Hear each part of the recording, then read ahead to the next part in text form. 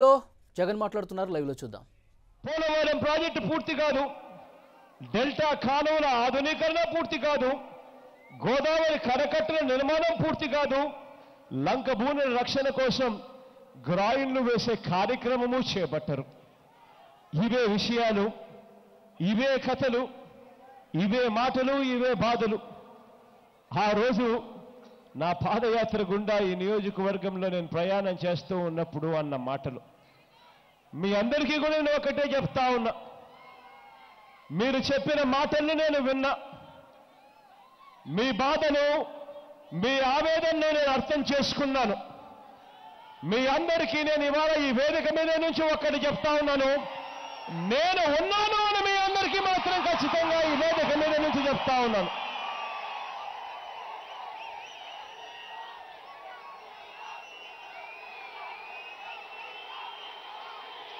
మనము చిన్నప్పుడు మనమంతా కూడా కథలు వింటా ఉంటాం, మహాభారతం గురించి వింటా ఉంటాం, రామాయణం గురించి వింటా ఉంటాం. ఏ రకంగా అన్యాయం చేసేవాళ్ళు రాక్షసులు ఎలా ఉంటారు అని చెప్పి వింటా ఉంటాం. రావణాసురుడు అనే ఒక రాక్షసుడు ఉండేవాడు అని రామాయణంలో వింటాం. ఆ రావణాసురుడు అనే రాక్షసుడికి 10 తలకాయలు ఉంటాయని చెప్పి కూడా మనం చిన్నప్పుడు మనం కథల్లో మన పెద్దవాళ్ళు మనకు చెప్తూ ఉన్నప్పుడు మనం వింటున్నాం. కాకపోతే రావణాసుడికి 10 తలలుంటే ఇక్కడ మన రాష్ట్రానికి 5 సంవత్సరాలుగా చూస్తా ఉన్న మన నారాసురుడి కూడా గురించి గురువే చెప్పినప్పుడు రావణాసుడికి 10 తలలు ఒకే చోట ఉంటాయి, కానీ మన నారాసురుడు చంద్రబాబు నాయుడు గారికి మాత్రం విడివిడిగా వేరువేరుగా తలలుంటాయి. చంద్రబాబు నాయుడు గారికి ఒక తల తన నెత్తినే ఉంటుంది, ఇంకొక తల తన పెయిడ్ యాక్టరు, తన పెయిడ్ పార్ట్నర్, అక్కడ ఇంకొక తల ఉంటుంది, ఇంకొక తల ఈనాడు దినపత్రిక రాజగురు రూపంలో ఇంకొక తల ఉంటుంది. చంద్రబాబు నాయుడు గారి తోక పత్రిక, అదేదో నేను చెప్పాల్సిన పనుల, ఆయన రూపంలో ఇంకొక తల ఉంటుంది. ఇతర ఎల్లో మీడియా అంతా, మీరంతా రోజు టీవీలు చూస్తూనే ఉంటారు, ఇతర ఎల్లో మీడియా రూపంలో ఇంకొక తల ఉంటుంది. రాజ్యాంగ వ్యవస్థలు పెట్టుకొని ఆ వ్యవస్థల్లో తన మనుషులన్నింటినీ కూడా నింపేసిన చోట ఇంకొక తల ఉంటుంది. దొంగ పార్టీలు, దొంగ విశ్లేషకులు మీ అందరికీ కనిపిస్తూ ఉంటాయి. మన పార్టీ కండువాల మాదిరిగానే వాళ్ళ కండువాలు ఉంటాయి, మన పార్టీ గుర్తు మాదిరిగానే వాళ్ళు ఒక హెలికాప్టర్ పెడతాడు, దానికి కూడా గుర్తు అదే మాదిరిగానే పెడతారు. అక్కడ ఒక తల పెడతాడు చంద్రబాబు నాయుడు గారు. ఇవన్నీ కూడా సరిపోవన్నట్టు ఢిల్లీ నుంచి అప్పుడప్పుడు నాయకులను కూడా పిలుచుకొస్తాడు, ఇక్కడ నాయకులు సరిపోరని. వాళ్ళ రూపంలో కూడా ఒక తల పెడతాడు చంద్రబాబు నాయుడు గారు. వీళ్ళందరూ కూడా ఇన్నిన్ని తలలు, ఇన్నిన్ని వేషాలు, వీరందరిది కూడా ఇన్నిన్ని తలలు, ఇన్నిన్ని వేషాలు వేసిన వీళ్ళందరిది మాత్రం ఒకటే భాష, వీళ్ళందరిది ఒకటే డైలాగ్. ఆ డైలాగ్ ఏమిటో తెలుసా? వీళ్ళందరిది ఒకటే లక్ష్యం. ఆ లక్ష్యం ఏమిటో తెలుసా? చంద్రబాబు గారి ఈ 5 సంవత్సరాల దుష్ట పరిపాలన మీద మాత్రం చర్చ జరగకూడదు. చంద్రబాబు నాయుడు గారి మోసపు పాలన మీద చర్చ జరిగితే, చంద్రబాబు నాయుడు గారి దుష్ట పరిపాలన మీద చర్చ జరిగితే చంద్రబాబు నాయుడు గారికి డిపాజిట్లు కూడా రావు అన్నది వీళ్ళందరికీ తెలుసు. కాబట్టి వీరందరిది కూడా, వీరందరి కోరిక, కుట్ర అంతా కూడా ఒకటే, చర్చ జరగకూడదు, నిజాల మీద చర్చ జరగకూడదు, చంద్రబాబు నాయుడు గారి పాలన మీద చర్చ జరగకూడదు. 2014 ఎన్నికల్లో చంద్రబాబు నాయుడు గారు చేసిన వాగ్దానాల మీద చర్చ జరగకూడదు. 5 ఏళ్లలో చంద్రబాబు నాయుడు గారు చేసిన పాలన మీద చర్చ అంతకన్నా కూడా జరగకూడదు. వీరు చర్చ జరగకూడదు కాబట్టి మనం ఈ 20 రోజులుగా మనం రోజు టీవీలు ఆన్ చేస్తే చంద్రబాబు నాయుడు గారి పేపర్లు రోజు చూస్తే చంద్రబాబు నాయుడు గారి పార్ట్నర్ ఒక యాక్టర్ ఆయన మాటలు విన్నా మనందరికీ కూడా కనిపించేది ఏమిటో తెలుసా? మనందరికీ వినిపించేది ఏమిటో తెలుసా? వీళ్ళంతా కూడా ప్రజల కళ్ళను మరల్చడానికి వీళ్ళు ఏం చేస్తా ఉన్నారు? టీవీ ఆన్ చేస్తే వీళ్ళే హత్యలు చేయిస్తారు. ఆ హత్యలు వీళ్ళ పోలీసుల చేతనే ఎంక్వైరీలు చేయిస్తారు. చేయించిన తర్వాత దాన్నే వక్రీకరిస్తూ వీళ్ళ పత్రికలే వీళ్ళ టీవీలే మళ్ళీ రాతలు చేస్తాయి, పేపర్లలో రాతలు వేస్తాయి, టీవీలలో చర్చిస్తారు. బాధ ఎక్కడ అనిపిస్తుంది అని అంటే చేసేది వీళ్ళే, మళ్ళీ నేరం మోపేది మళ్ళీ వీళ్ళే మోపుతారు మన మీద. ఇంతటి దారుణంగా ఇవాళ టీవీలు పేపర్లు చంద్రబాబు నాయుడు గారి పార్ట్నరు వీళ్ళందరి పరిస్థితి ఇంతే. బాధ అనిపిస్తుంది ఇలాంటి రాజకీయాలు చూస్తూ ఉన్నప్పుడు.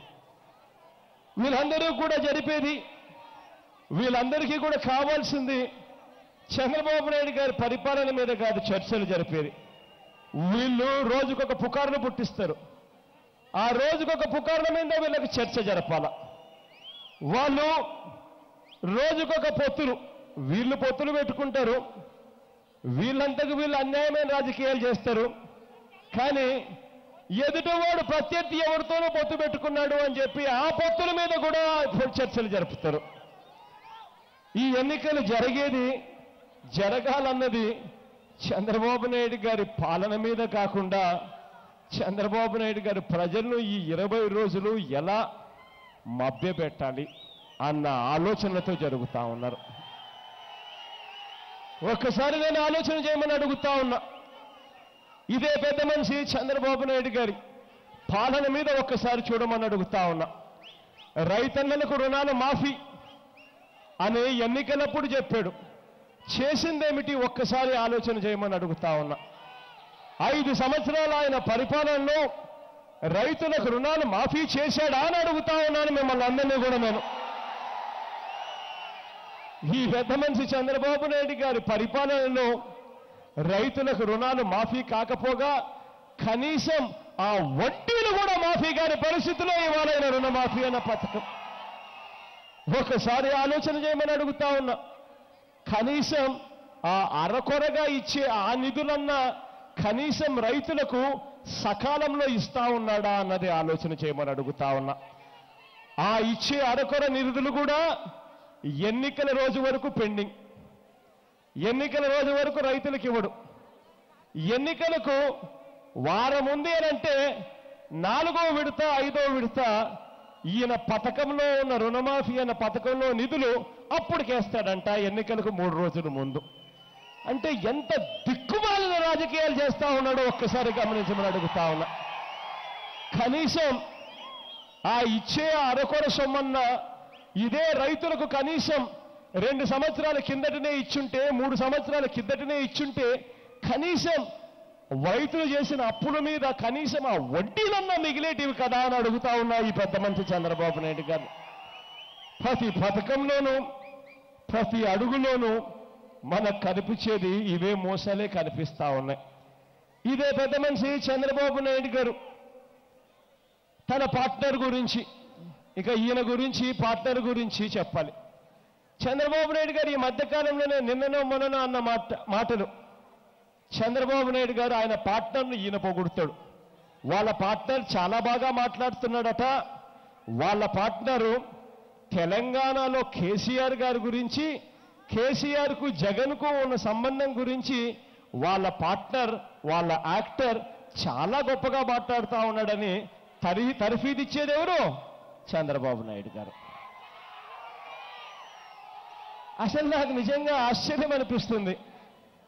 ఇదే పార్ట్నర్ ఇదే యాక్టర్ నామినేషన్లు వేస్తాడు.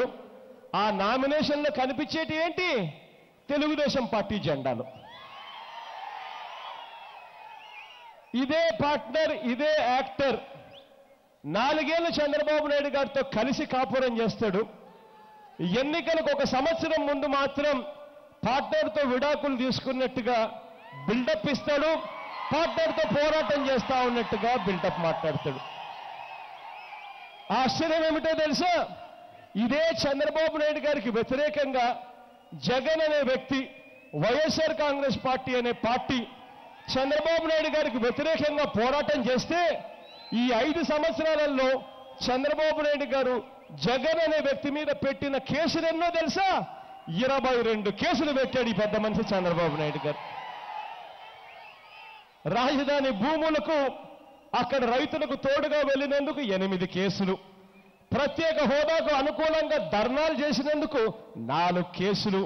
ఇలా ప్రతి ఉద్యమము ఒక కేసు, ప్రతి ధర్నాను ఒక కేసు చేస్తూ అక్షరాల ఈ 5 సంవత్సరాల చంద్రబాబు నాయుడు గారి పరిపాలనలో ఆయన బహుమతి ఇచ్చింది ఏమిటి అనంటే 22 కేసులు పెట్టాడు జగన్ అనే వ్యక్తి మీద. ఇదే చంద్రబాబు నాయుడు గారు అనే వ్యక్తి ఇదే చంద్రబాబు అనే వ్యక్తి తన యాక్టరు, తన పార్ట్నరు. మరి ఈ సంవత్సరం నుంచి తాను చంద్రబాబు నాయుడుకు వ్యతిరేకంగా పోరాటాలు చేస్తున్నాడు అని చెప్పుకుంటున్న ఈ యాక్టర్ మీద, ఈ పార్ట్నర్ మీద ఎన్ని కేసులు పెట్టాడో తెలుసా? అక్షరాల 0. అంటే వీళ్ళ డ్రామాలు ఏ స్థాయిలో ఉన్నాయో ఒక్కసారి గమనించమని మిమ్మల్ని అందరినీ కూడా కోరుతా ఉన్నా. చివరికి చంద్రబాబు నాయుడు గారి పరిపాలన ఏ స్థాయిలో ఉంది అనంటే, ఆయన మీద ప్రజా వ్యతిరేకత ఏ స్థాయిలో ఉంది అనంటే, ఆ ప్రజా వ్యతిరేకత విపరీతంగా ఉంది అని చివరికి తన పార్ట్నరు యాక్టర్లతో డైరెక్ట్గా ముందుండి కనీసం పొత్తు పెట్టుకొని కనీసం వీళ్ళు పోరాటం చేయలేని అద్భుతమైన పరిస్థితిలో ఈయన పాలన ఉంది అన్నది దయచేసి గుర్తుపెట్టుకోమని అడుగుతా ఉన్నా. కనీసం గొప్ప పాలన ఇస్తే ఇది నా పాలన, నా పాలనను చూసి ఓటేయండి అని చంద్రబాబు నాయుడు గారు అడగాల. ఇదే చంద్రబాబు నాయుడు గారు నిజంగా గొప్ప పాలన చేస్తే ఈ యాక్టరు, ఈ పార్ట్నరు, దిగో చంద్రబాబు నాయుడు గారు బ్రహ్మాండమైన పాలన చేశాడు కాబట్టి నేను ఈయనతో డైరెక్ట్గా పొత్తు పెట్టుకొని ఈయనతో కలిసి నేను ఎన్నికల్లో పోటీ చేస్తున్నాను అని చెప్పి అనాల. ఇవాళ పరిస్థితి ఏమిటి అనంటే, చంద్రబాబు నాయుడు గారు ఆయన పరిపాలన చేసిన 5 సంవత్సరాల మీద మాట్లాడాడు.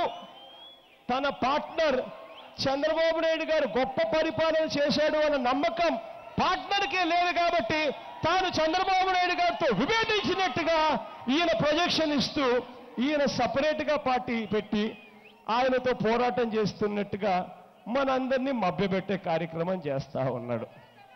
ఒక్కసారి ఆలోచన చేయమని అడుగుతా ఉన్నా. ఇవాళ రాజకీయాలు ఎలా తయారయ్యాయో ఒక్కసారి చూడమని అడుగుతా ఉన్నా. ఇదే పెద్ద మనిషి చంద్రబాబు నాయుడు గారికి రాష్ట్రంలో ఏ ఒక్కరూ కూడా చంద్రబాబు నాయుడు గారిని డైరెక్ట్గా పొత్తు పెట్టుకొని ముట్టుకోవాలి అంటే భయపడతా ఉన్నారు. ఇదే యాక్టరు, పార్ట్నరు చంద్రబాబు నాయుడు గారిని డైరెక్ట్గా పొత్తు పెట్టుకోవాలంటే భయపడతా ఉన్నాడు. ఇదే కమ్యూనిస్టు పార్టీలు చంద్రబాబు నాయుడు గారిని డైరెక్ట్గా పొత్తు పెట్టుకోవాలంటే భయపడతా ఉన్నారు. ఇటువంటి పరిస్థితిలో ఈ పెద్ద మనిషి ఏం చేస్తా ఉన్నాడు? ప్రజా వ్యతిరేకత విపరీతంగా ఉన్న పరిస్థితిలో ఈయన ఏం చేస్తా ఉన్నాడు?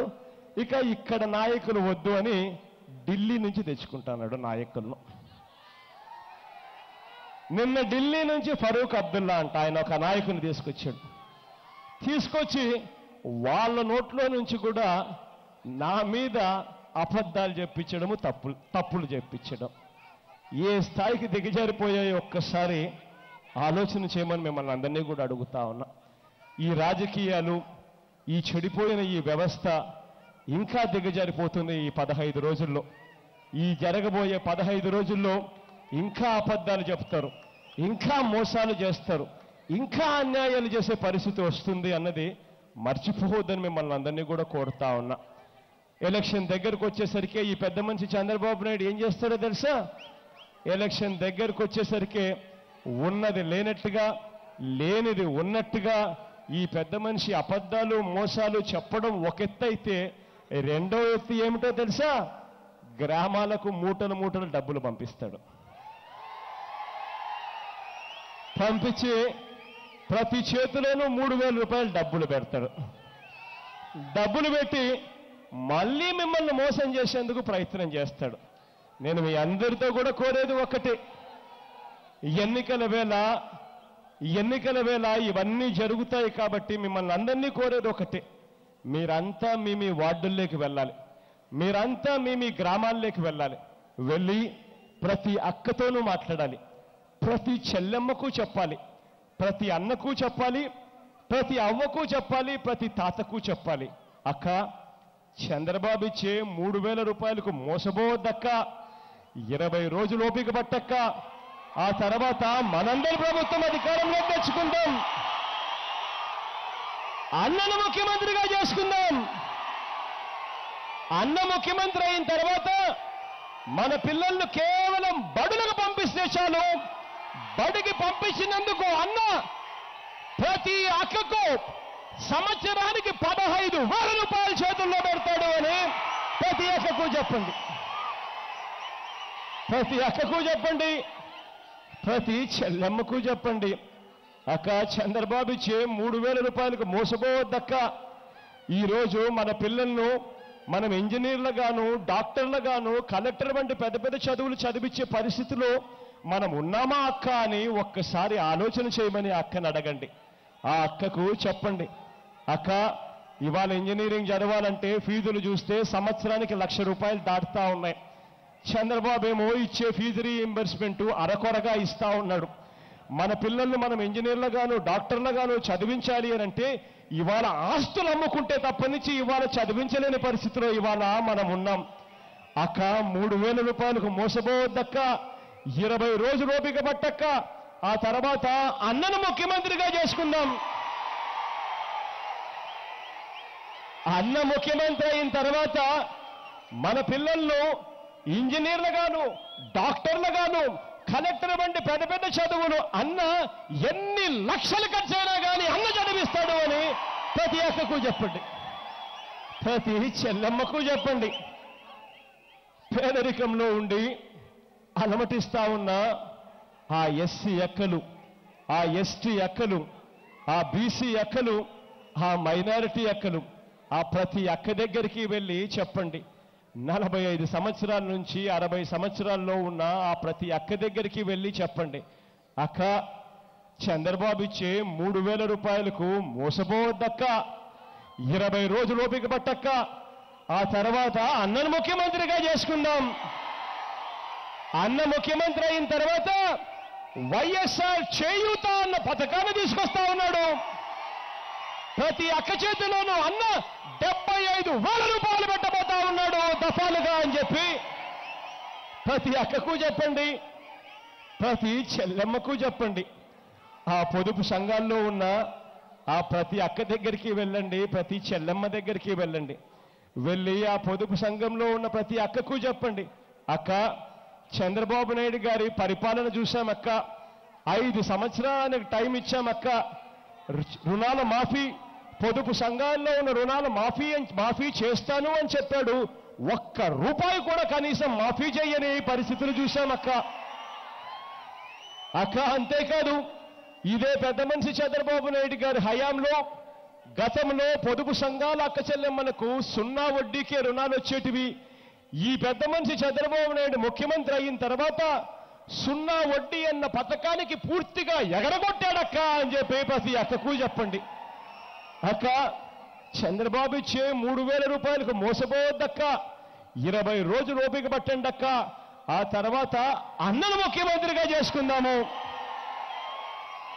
అన్న ముఖ్యమంత్రి అయిన తర్వాత పొదుపు సంఘాల్లో ఉన్న అక్క చెల్లెమ్మలకు ఎన్నికల తేదీ వరకు ఎంతైతే అప్పు ఉంటుందో ఆ మొత్తం అప్పంతా కూడా 4 దఫాల్లో నేరుగా అక్క చెల్లెమ్మల చేతుల్లోనే అన్న పెడతాడు అని ప్రతి అక్కకు చెప్పండి, ప్రతి చెల్లెమ్మకు చెప్పండి. అంతేకాదు, ఆ ప్రతి అక్కకు చెప్పండి, అక్క, మళ్ళీ 0 వడ్డీకే రుణాలు ఇచ్చే రోజులు ఇంతకు ముందు రాజన్న రాజ్యంలో చూశాము, మళ్ళీ అది జగనన్నతోనే సాధ్యము అని చెప్పి ప్రతి అక్కకు చెప్పండి, ప్రతి అక్కకు చెప్పండి, ప్రతి చెల్లెమ్మకు చెప్పండి. రైతన్నల దగ్గరికి వెళ్ళండి, ప్రతి రైతన్నకు చెప్పండి, అన్నా చంద్రబాబు ఇచ్చే 3,000 రూపాయలకు మోసపోవద్దన్నా. 5 సంవత్సరాలు చంద్రబాబు నాయుడు గారి పాలన చూశామన్నా. రుణాలు మాఫీ చేస్తాను అని అన్నాడు. రుణాలు మాఫీ అన్న పథకం కనీసం వడ్డీలో కూడా సరిపోని విధంగా ఉంది అన్న సంగతి మర్చిపోవద్దన్నా అని చెప్పి రైతన్నలకు చెప్పండి. ఆ ప్రతి రైతన్నకు చెప్పండి, అన్నా 5 సంవత్సరాల చంద్రబాబు నాయుడు గారి పరిపాలనలో ఏ ఒక్క పంటకు కూడా ఎక్కడా కూడా గిట్టుబాటు ధరలు కూడా లేని పరిస్థితిని ఇవాళ చూస్తా ఉన్నామన్నా. రైతన్నలు ఆత్మహత్యలు చేసుకుంటా ఉన్న పరిస్థితి ఉంది కదన్నా అని ప్రతి రైతన్నకు చెప్పండి. చంద్రబాబు ఇచ్చే 3,000 రూపాయలకు మోసపోవద్దన్నా అని చెప్పండి. ఆ ప్రతి రైతన్నకు చెప్పండి, 20 రోజులు ఓపిక పట్టన్నా, అన్నను ముఖ్యమంత్రిగా చేసుకుందాం. అన్న ముఖ్యమంత్రి అయిన తర్వాత ప్రతి రైతన్నకు పెట్టుబడి కోసం మే నెల వచ్చేసరికి అన్న ప్రతి రైతన్న చేతిలోనూ 12,500 రూపాయలు ప్రతి రైతన్న చేతిలోనూ పెడతాడు. అక్షరాల పెట్టుబడి కోసం 50,000 రూపాయలు అందిస్తాడు అని ప్రతి రైతన్నకు చెప్పండి. అంతేకాదు ఆ ప్రతి రైతన్నకు చెప్పండి, అన్న గిట్టుబాటు ధరలు ఇప్పించడమే కాదు, గిట్టుబాటు ధరలకు అన్న గ్యారెంటీ కూడా ఇస్తాడు అని చెప్పి ప్రతి రైతన్నకు చెప్పండి. ప్రతి అవ్వ దగ్గరికి వెళ్ళండి, ప్రతి తాత దగ్గరికి వెళ్ళండి, వెళ్ళి ఆ అవ్వను అడగండి, అవ్వా ఇప్పుడు ఎన్నికలు వచ్చాయి అవ్వా, అవ్వా ఈ రోజు నుంచి 2 నెలల కిందటికి మీరు వెళితే మీకు పెన్షన్ ఎంత ఇచ్చేవాళ్ళు అవ్వా అని ఆ అవ్వను అడగండి.